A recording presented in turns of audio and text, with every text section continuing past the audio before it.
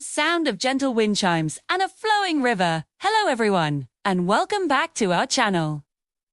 Today, we're journeying to a land of ancient spirits and quiet wonders. Let's step into the world of Kato, the boy with wind and water in his soul.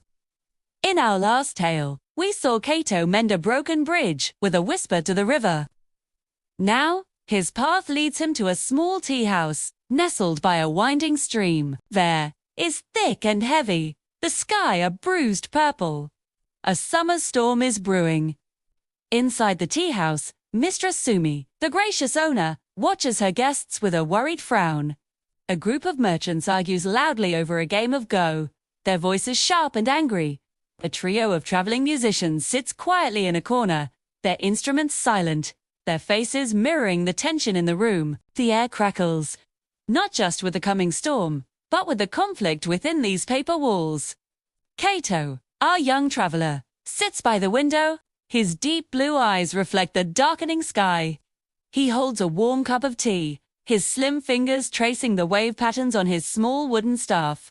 He isn't watching the arguing men or the worried hostess. Instead, he seems to be listening to something else, entirely a language only he can understand, carried on the restless breeze. Suddenly, a violent gust of wind howls down the river, slamming the shushy screens with a deafening crack. A few guests cry out in alarm. The lanterns flicker wildly, casting, dancing, distorted shadows.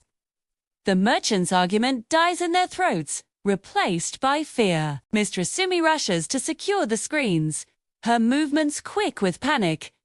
It feels as if the storm's anger is trying to force its way inside, mirroring the turmoil within the tea house. But Kato remains calm. He sets down his cup with a soft click and rises to his feet. His indigo kimono sways gently, and the silver tips of his hair seem to pulse with a faint, soft light. Yu walks to the open veranda, unafraid of the wind that whips at his clothes. He closes his eyes, raises his staff, and speaks.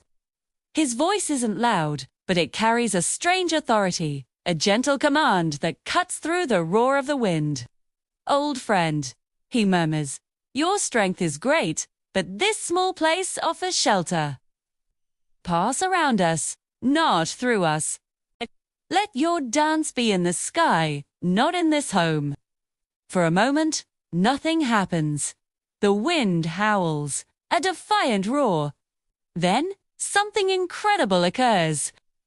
The furious gusts that were battering the tea house seem to part, as if an invisible hand is guiding them.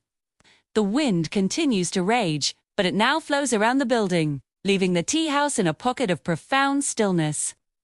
The lanterns stop flickering, the screens cease their rattling. A collective gasp ripples through the room.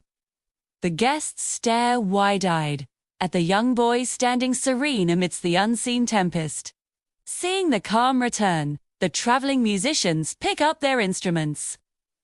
A soft, gentle melody from a shamisen begins to fill the quiet space, as delicate and clear as a drop of water. The koto joins in, its notes like a peaceful, flowing stream.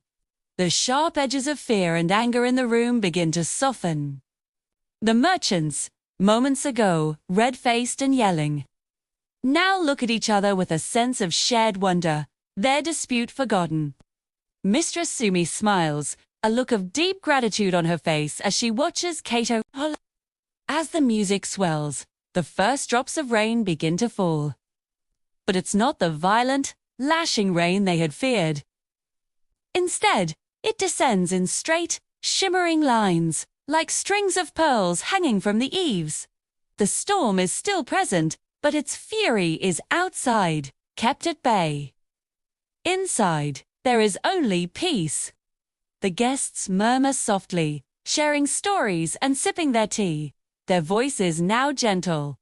Kato returns to his seat, a small smile on his face, watching the rain and listening to the music. He learned a profound lesson that day. Sometimes, the most powerful magic is the one that calms the storm within, creating a sanctuary of peace that can ripple outward and calm the world around us. Thank you so much for joining us on Kato's journey today. Sit. If you enjoyed this story, please give it a thumbs up, and do UNT. Forget to subscribe and hit the notification bell so you won't miss the next chapter in his adventure.